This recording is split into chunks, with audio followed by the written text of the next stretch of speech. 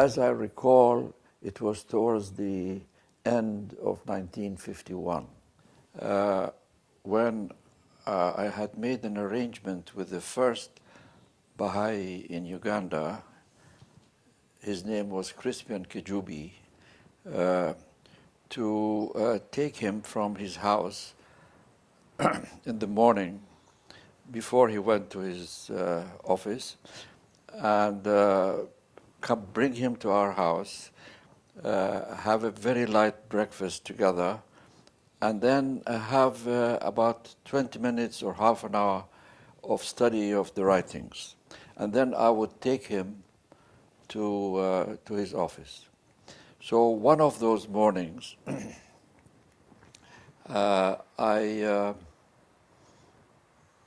Crispian told me, stop the car, stop the car. I did, and he said, he pulled the window down and he called Enoch, Mr. Olinga. He called him and he was walking on the sidewalk, I suppose going to his own office, and he called him and he said, this is the man I told you about. And he had spoken to him about the faith and about me. And so he asked me if he could invite Mr. Olinga to sit in the car and join us that particular morning to our house. I said, of course. So that was when I met Enoch for the first time. From that time onwards, he would come to our house. I must say that our house and the house of the Bananis, we lived together on 3 Kitansi Road in Kampala. And I found out that his home was not very far from our home. So it was easy for him just to walk over from his house to come to our house. And I saw from the very beginning that although Luganda was not his native language, but he was so proficient in English, and he was able to help Crispian Kejubi, who was a member of the Baganda tribe, another tribe, not Enoch Olinga's tribe, which was Ateso, in translating prayers from English into Luganda. And he was helping a Muganda person as to the right words to be chosen in that particular language from the English text. So he became very involved in service even before he had become a Baha'i. But he became a Baha'i as a result of a pilgrimage undertaken by Mr. and Mrs. Banani to go to the Holy Land. And those of us who were in Kampala, including the Bananis themselves, we thought that it would be a good idea for the Bananis to carry a letter from the Baha'i group in Kampala requesting Shoghi Effendi to pray for a public meeting that we were planning to have during the pilgrimage of the Bananis in Haifa. And we had chosen Sunday because it was convenient from our point of view. We chose a time which would be normally suitable and would coincide with the time when Shoghi Effendi would be going to the shrine with the pilgrims. So we wrote such a letter, and the Bananis carried the letter and submitted the letter to Shoghi Effendi. And Shoghi Effendi said yes, that he would pray on that particular day. And we had the meeting in our home, and we invited really all the contacts that we had at that time, and the room was full. Even people were sitting on the carpet. We had the usual program of prayers and then reading from one of the talks of Abdul Baha, and then a brief talk, and then time for questions. And we were expecting really mass conversion to happen right there in this room, because we were aware that Shoghi Effendi was praying. But actually nothing happened on that day. And so we were very disappointed. And everybody left. So we were sitting in the room. There was Violette, and there was Mr. Hainsworth, who was a Baha'i pioneer from the British Isles, and myself. And it was about, I think, 7 or 7:30 in the evening. And we heard a knock at the door. We opened the door and we saw this young man. It was Enoch. He said, "May I come in? I have a few questions that I've been wondering about," and so on. We said, "Of course you're going to come in." He came in and he sat, and most of his questions were based on biblical passages and prophecies. And he wanted to see what the Baha'i point of view would be on such passages in the New Testament. And we tried our best, and we offered some answers to him. And he seemed to be quite satisfied. And then there was a moment of silence. And then he said, "I have yet another question. How does one become a Baha'i?" I will never forget that moment when he asked this question.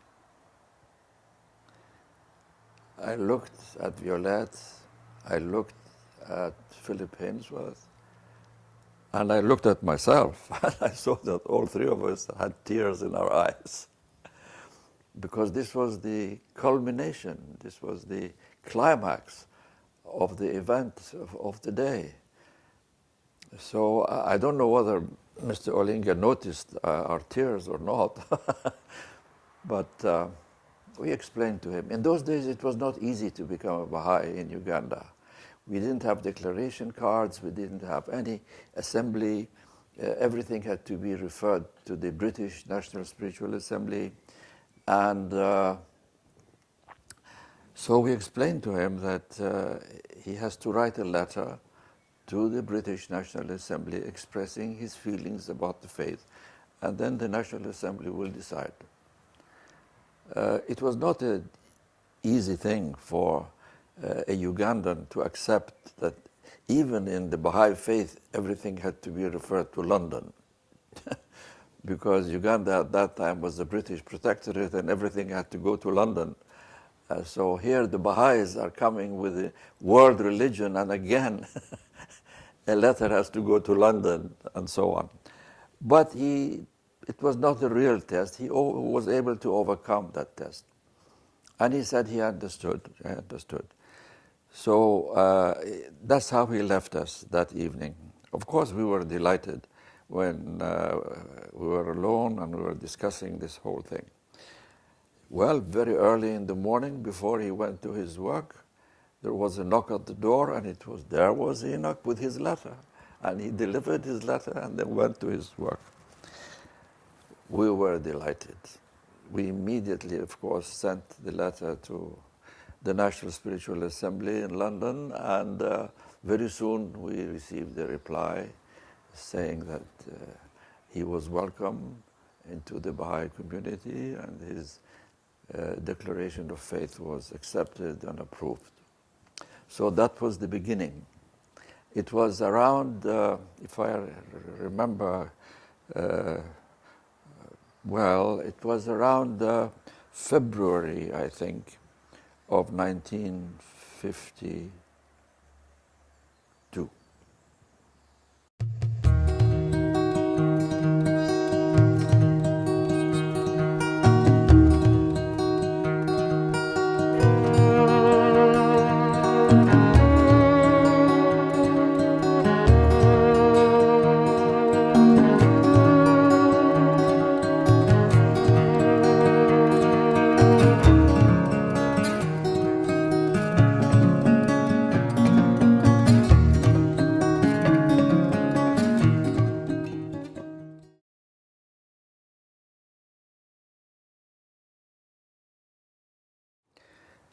Really, this is a question that should have been put to Mr. Olinga himself. So everything that we can say was nothing but guesswork, trying to understand what went really into the heart and mind of this great man. I have often thought about this myself, and in my own thinking, I have come to the understanding that maybe were at least three reasons for this transformation that took place. The first was, I think, Mr. Olinga himself. First of all, he knew English very well, so he had no problem in reading Baha'i books and the writings that we had translated by Shoghi Effendi and so on. So we had a small Baha'i library at home.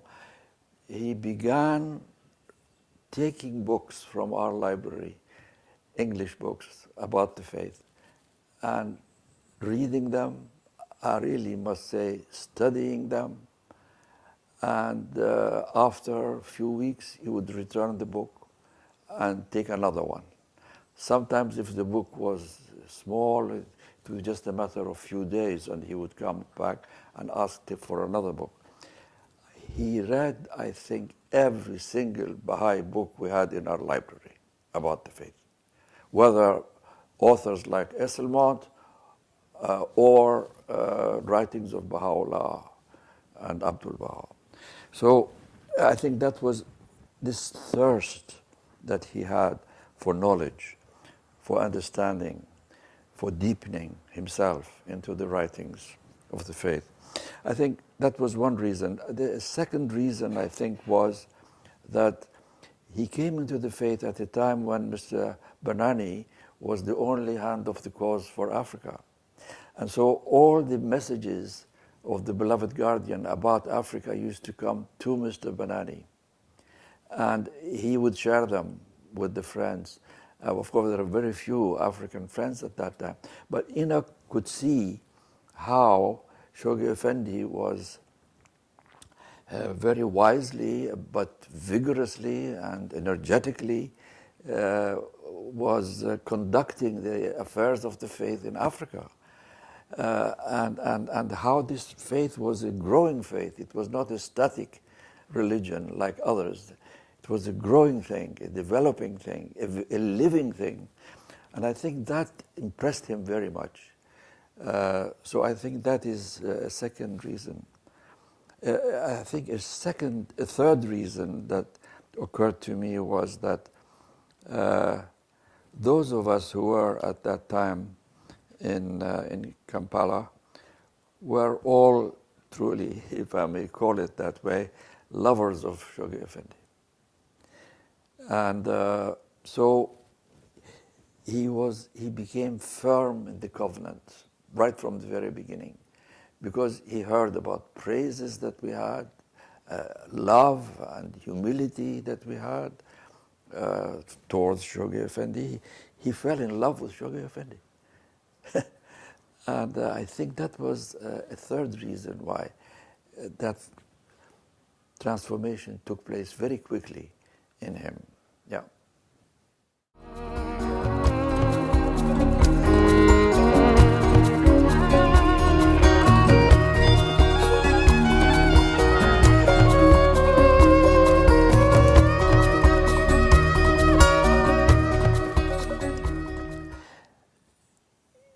There was a cable from Shoghi Effendi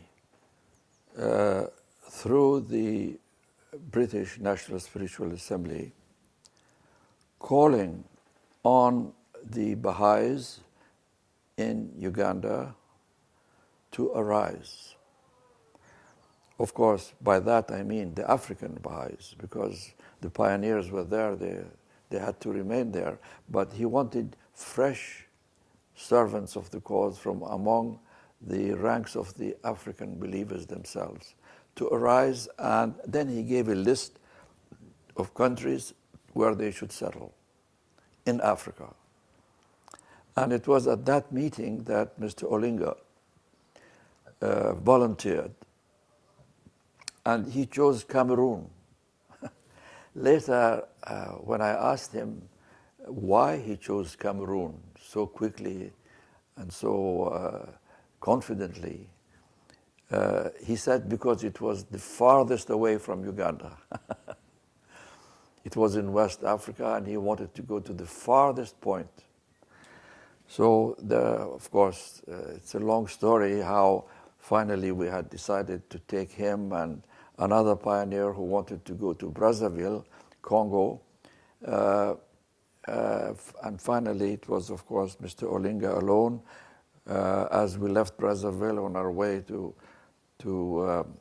Limbe, in those days it was Victoria, the name of the town, and it was the British side. It was the British Cameroons, because the Cameroons in those days was divided into British Cameroons and French Cameroons. And so Shoghi Effendi wanted some of the Uganda Friends to go to the British, because it was English speaking and they could settle there. So we were on our way, and of course we had car trouble and everything, and finally Mr. Olinga had to walk to find people to help us in the repairing of the car. It's a long story that Violette has explained in full in her talks. So here was Mr. Olinga, having walked a whole day in the bush. We hired a local man to go with him, and he was so tired. He told us later on that at the end of the day, he was thinking to himself, why have I come here? I have left my family in Uganda. I've come here in the jungles of Cameroon and different countries, and why am I here? He said he was talking to himself that night, but he was so tired he slept. He says, that night I had a dream, and his dream was something like this. He said he felt he was in the mud, had fallen into the mud, and he was lying there. And then he saw Shoghi Effendi in his dream. Shoghi Effendi held his hand and pulled him out of this mud and sat him next to him. And then he put his hand on Mr. Olinga's feet, and he said, I am so pleased with you. And that was the end of his dream, as far as I recall. He got up in the morning, he said, I was tired at night, but now here I was in the morning. Not only my body was full of strength and energy, but I saw that my soul had also been completely transformed through this dream, because now I have the assurance that Shoghi Effendi saw me, helped me, and loved me. And that sense really made a major change in my thinking and in my attitude, not only towards the faith, but also towards the person of Shoghi Effendi. And I think that made a big difference in his life.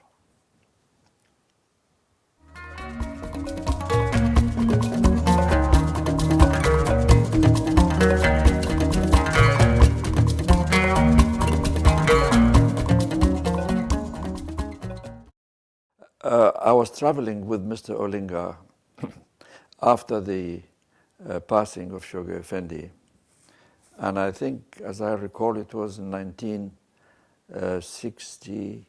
I think it was 1960. We were traveling together. We arrived in Ethiopia, in Addis Ababa, and there was a very active Baha'i community there, and wonderful pioneers there.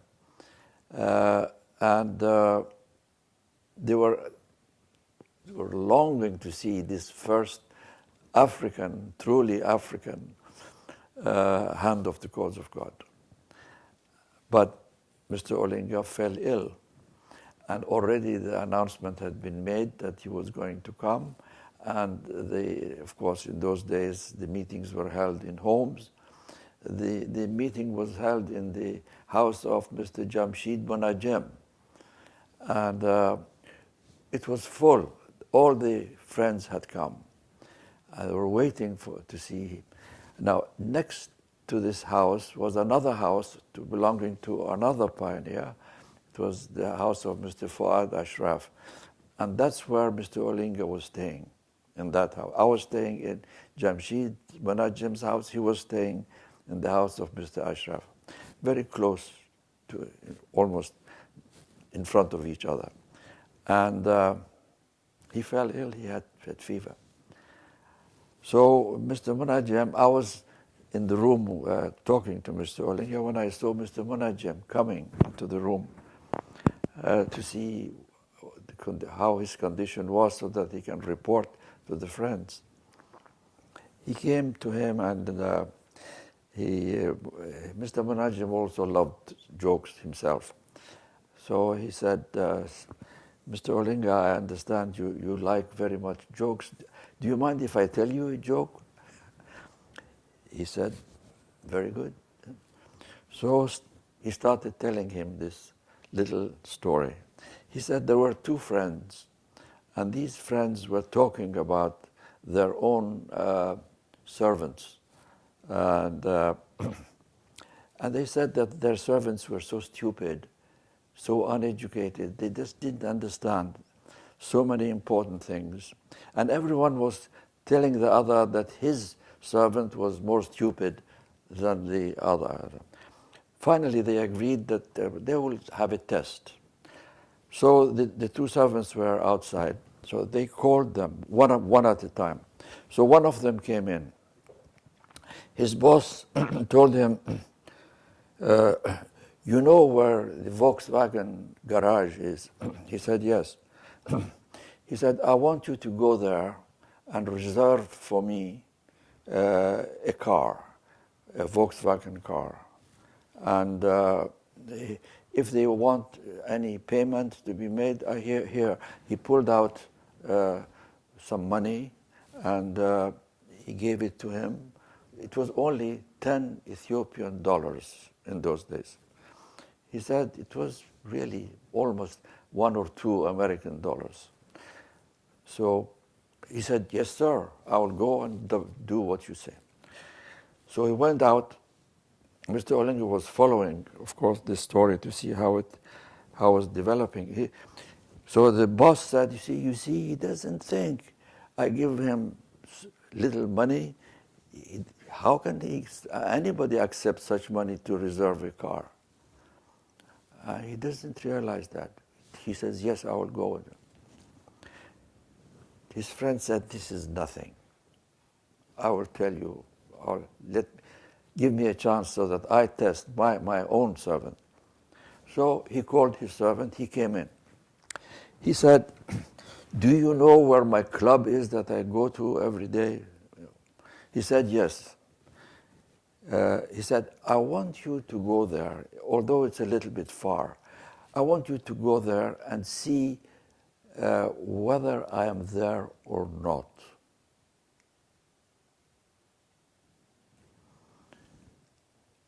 The servant listened. He said, yes, sir, I will do that. Mr. Olinga really was very surprised that such a question and such a stupid answer. He was sitting, he sat up in his bed at this point. So this man went out. So you see, it was obvious that the second fellow was more stupid than the first one. But what they did not know, Mr. Monajem said, that the two servants outside were also having an argument. Their argument was, which of our two bosses is the more stupid? The first one said, now Mr. Olinga really became interested at that point. He was all eyes, all ears. He wanted to know what's going to happen. So he said, the first man said, he gives me money to go and reserve a Volkswagen car for him. He doesn't realize that today is Sunday and all the shops are closed. Mr. Olinga exploded at this point. He laughed from the depth of his heart. That's such a story. Okay, but he was still in bed, but he was laughing. And when Mr. Olinga laughed, the walls vibrated. So deep was his laughter. So loud was his laughter. Anyway, so the other man was telling him, this is nothing. What do you say? All right, Sunday, he has forgotten it's Sunday. Look, he tells me to go all the way to his club to find out whether he is there or not. Okay, there is the telephone, he can check that himself. At this point, Mr. Olinga could not bear it anymore. He jumped out of his bed. And he rolled, actually physically rolled over the carpet, laughing all the time, holding his sides and laughing from the depths of his whole being. He could not resist this story. And but as a result, he perspired.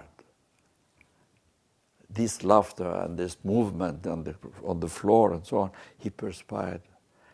And he said that I must have a shower. We all waited. He went to have his shower. He came out. He says, I'm fine. My fever is gone. I don't feel anything. I feel strong and I'm ready to go and meet the friends. And he actually went to the meeting and he gave a wonderful talk to the friends. That story I will never forget. Later on, believe me, he used to tell me whenever he saw me, he would come to the Holy Land on visits and so on, he would say, Ali, you remember the two servants outside, they were having an argument? Yes, I think that story is something that I will never forget.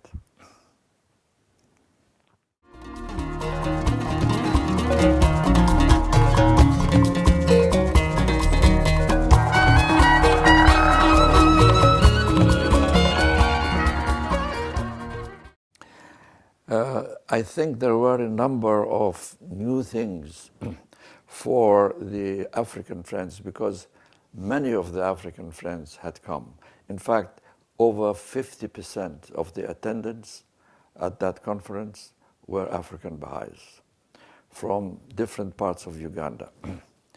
And the Africans have no inhibition about standing up and giving talks.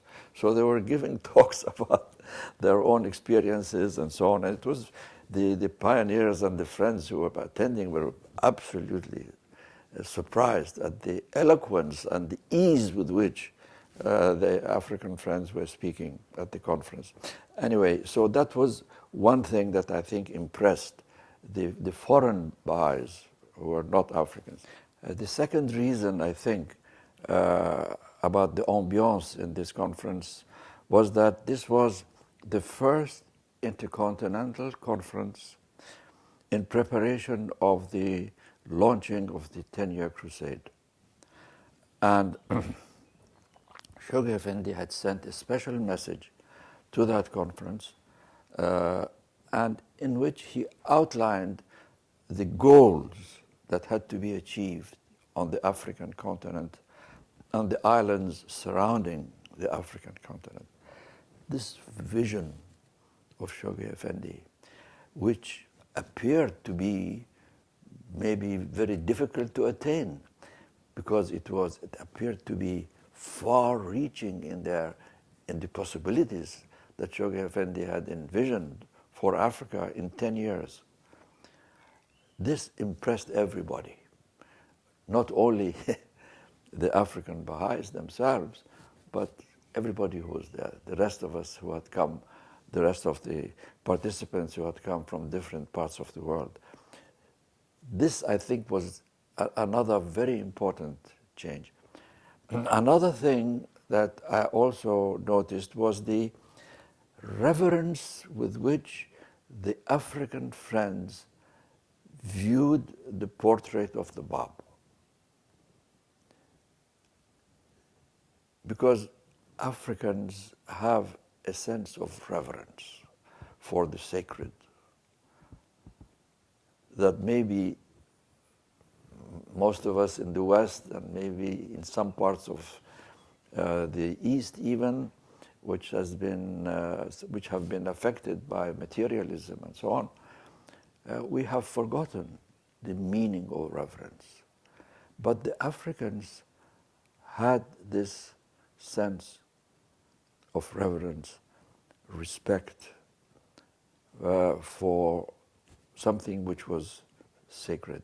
So when they would be passing by the portrait of the Bab, they were not only viewing the face of the beloved and blessed Bab, but they would bow. Some of them would kneel down. Even one or two of them would prostrate themselves before that portrait. This was something that touched everybody, to see the degree to which they had this love, this great reverence for the Bab.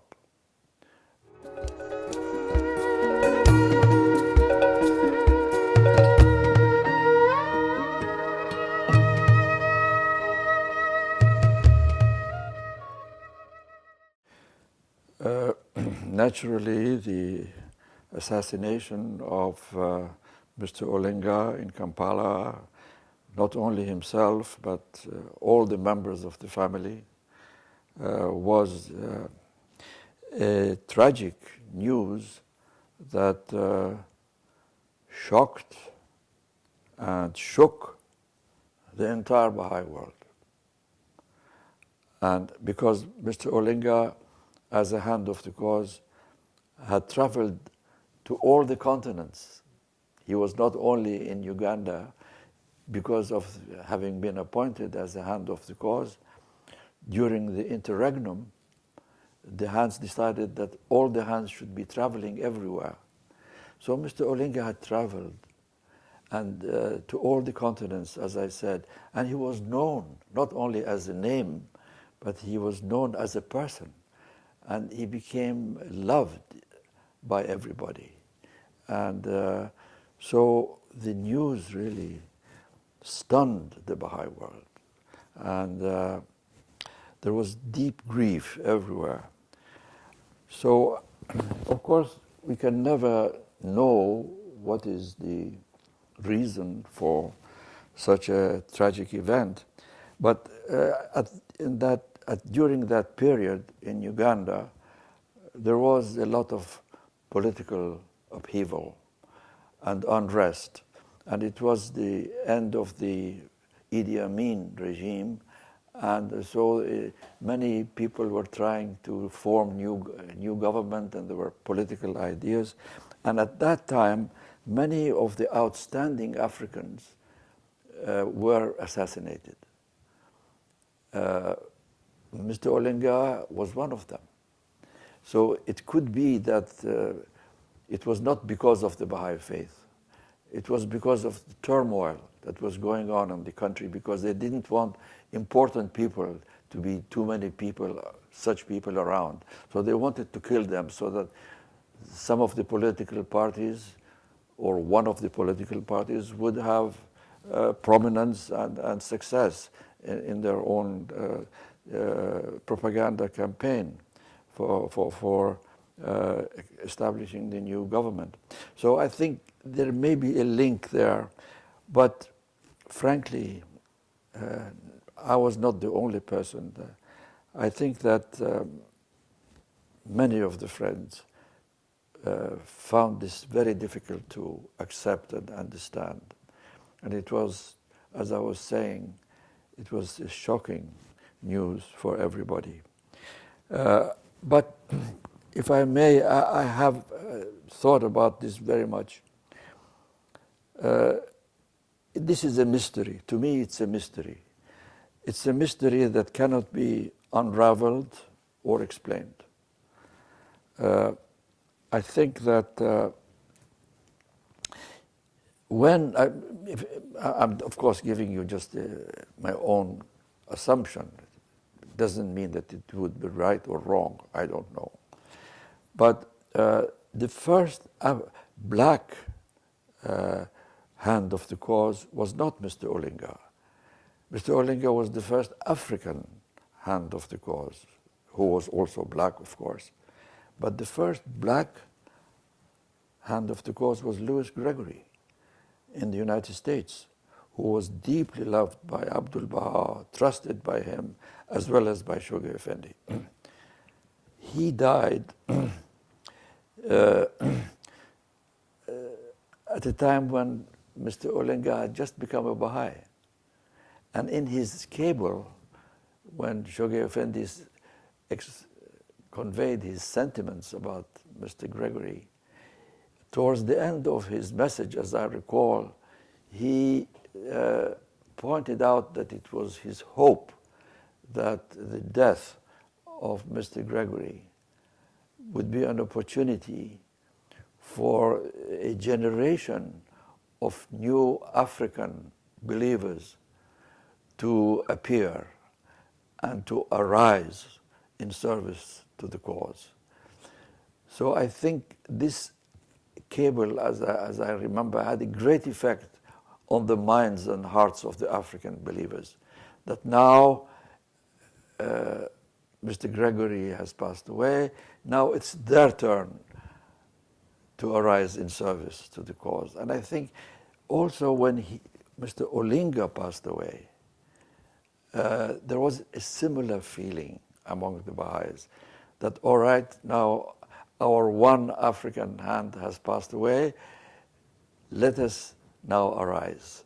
The youth, especially the Baha'i youth of Africa, it shook them, it inspired them, it led them, I think, to the need to arise and shine like Mr. Olinga did.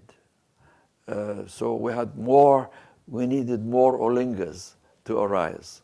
And I think many Olingas have risen in Africa. And we are so glad to see the rising generation of African friends all becoming so dedicated, so devoted, so selfless, so brave in their services to the cause of Baha'u'llah.